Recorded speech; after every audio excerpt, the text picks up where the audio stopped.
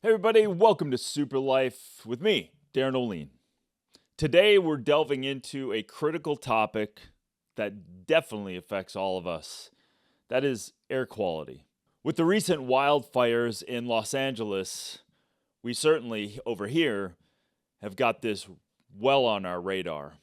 But it affects all of us, so I wanted to dive into this episode and let you know a little bit more about how important air pollution can impact your health and exploring the practical solutions that you can improve the air quality you breathe every day.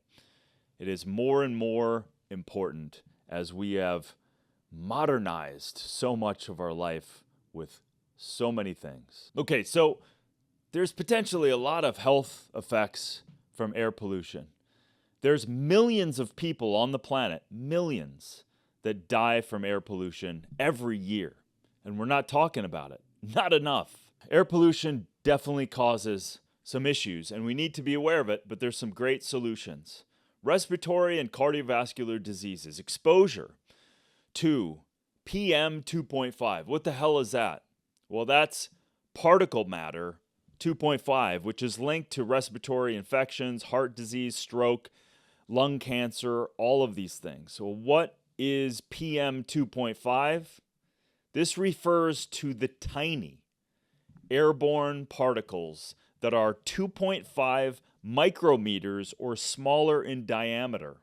Of course, you can't see them, but they're all around us. Because of their small size, they can penetrate deeply into the lungs and even enter the bloodstream, causing significant health problems. This originates both from the natural sources as well as many human activities. So, human made sources of PM 2.5 are things like vehicle emissions, exhaust from cars, trucks, buses, industrial machines, and those damn tankers that are cruising back and forth on our oceans using some of the dirtiest fuel on the planet. People don't realize the detriment that those have.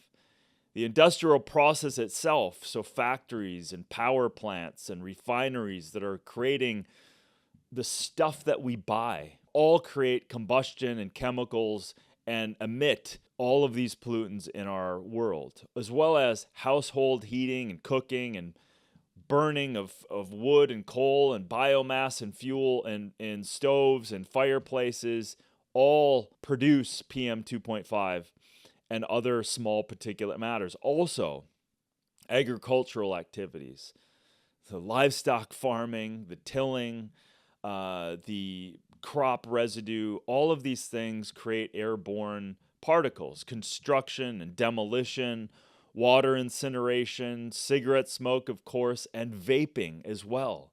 Vaping is gnarly just because it's not from the myriad of chemicals from the tobacco industry.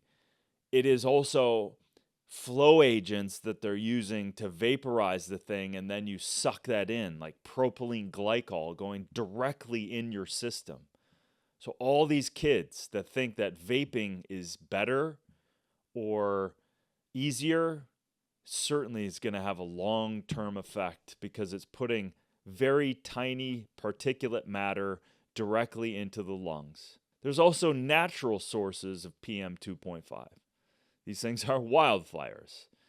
And not only the wildfires, but if there's houses and buildings burning down, then there's a lot of volatile organic compounds. And the combination, which we don't even understand.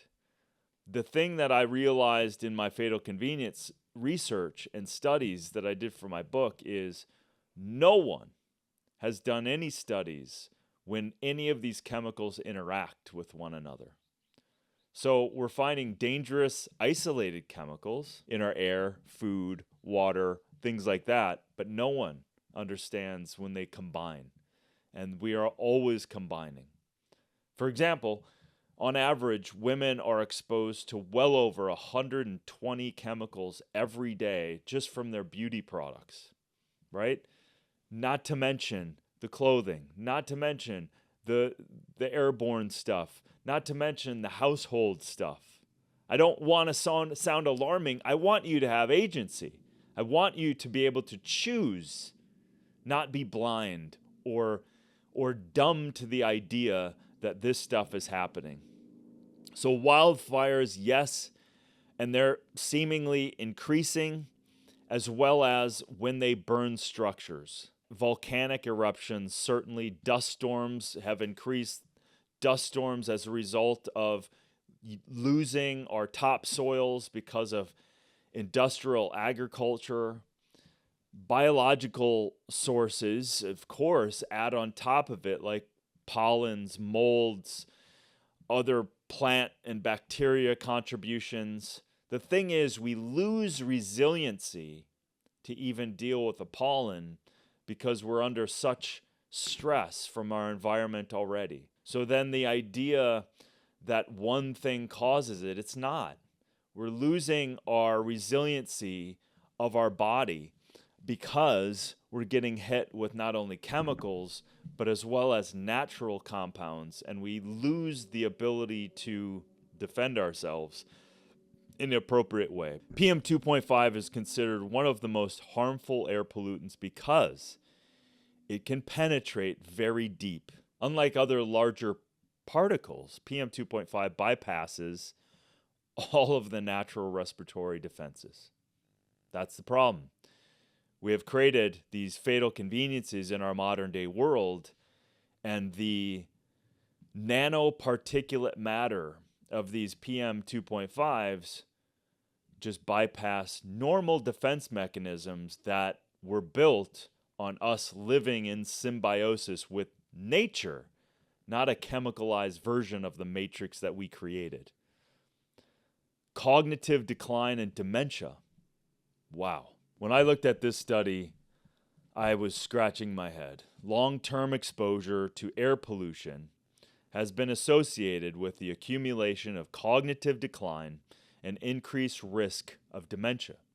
You could make the argument that all of those things at its root are inflammatory, are oxidative stressors. So over time, with poor indoor air quality, poor outdoor air quality, poor environmental quality of being exposed to too many pollutants, of chemical pollutants, these things accumulate over time. The fact that PM 2.5 is leading to dementia, potentially, from these studies, is really alarming.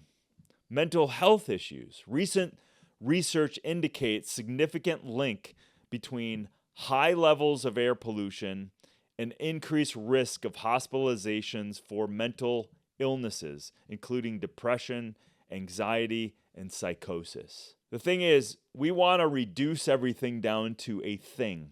Do this and it's going to go away. Take this and it's going to heal me. We live in a complex world, and our body is so amazing. It is so complicated with trillions of biochemical processes going on every minute of every day. And then on top of it, invisible, airborne, foodborne, waterborne, chemical exposure is increasing our risk for some of these things. In our modern day world, the volatile organic compounds, these pollutants that add up over time, or even from the air quality being compromised by formaldehyde. When's the last time you thought of formaldehyde? But formaldehyde, they soak building materials and wood with this stuff like crazy, right? And then they press this wood in particle board. And the people, dealing with the fires and the Woolsey fire that I lost my house in, I see people that are, I just want to get my house up again. And then I see formaldehyde stained wood building construction that is outdated. Really, we should not be making boxes out of wood, especially here in California or any place that can be hit with a natural disaster, whether it's a hurricane or fire or just high winds. These building materials are not safe from my point of view. So there's a lot of things that we can do. other benzenes that show up in tobacco smoke, as well as stored fuels and household products. These things are carcinogenic and endocrine disrupting. I have a list of a whole bunch of other, from paints and coatings, ethyl benzenes and xylenes, from printing and rubber and leather industry. It just gets pretty bad. And all of these things off-gas. They off-gas. My dad suffered from off-gassing. He couldn't even wear a t-shirt that had any chemical whatsoever in it. And all clothing virtually does. All of it. Thousands of chemicals it took to make your white t-shirt. And then if you want it stretchy and if you want it wrinkle-free, all of it had very dangerous PFAS chemicals, other phthalates, other formaldehydes, from your underwear to your bras, everything else. And then it off-gasses. So it's polluting your air proximal to you. This increases your level of toxicity. So it's not just what's in your living room, what's on your body. These things are very important to understand. So the awareness is first. That's why I'm talking about this. Global mortality with air pollution is so stunning. 6.7 million people die prematurely annually as a result of air pollution. That's accounting for 12% of the overall global deaths. And we just sit back. You don't feel it acutely, which is the problem. Over time, it has issues. Hell, I just had my lungs looked at a couple days ago. I have some inflammation in my lungs, and I live in an incredible place with supporting my system, supporting my environment, supporting my home, and I live in the woods. So the fact that I'm experiencing that, we're all experiencing somewhat of it. So don't also take this information as though throw your hands up in the air. It's not what this is about. And it's not about you not living your life. Live your life more powerfully with awareness. That's what this is all about. So particulate air pollution reduces global life expectancy by nearly 2.3 years. So if you are one of the people that don't give a shit or are going to keep fuming your house with scented Glade or whatever the hell they give you and not listen to this podcast, you can take, on average, 2.3 years off of your life that you don't get to spend with your loved ones and your family. And you might be compromised as a result. Child health. In 2019, 99% of the world population was living in places where the WHO air quality guidelines levels were not even closely met. 99% of the world's population are not meeting air quality guidelines. The impact of wildfires or fires in general significantly degrade air quality by releasing large amounts of PM 2.5, more than normal. In Los Angeles, recent fires have led to concerns about, obviously, exposure to this toxic ash, because it's not just wildfire, it's fire hitting homes, exacerbating respiratory conditions.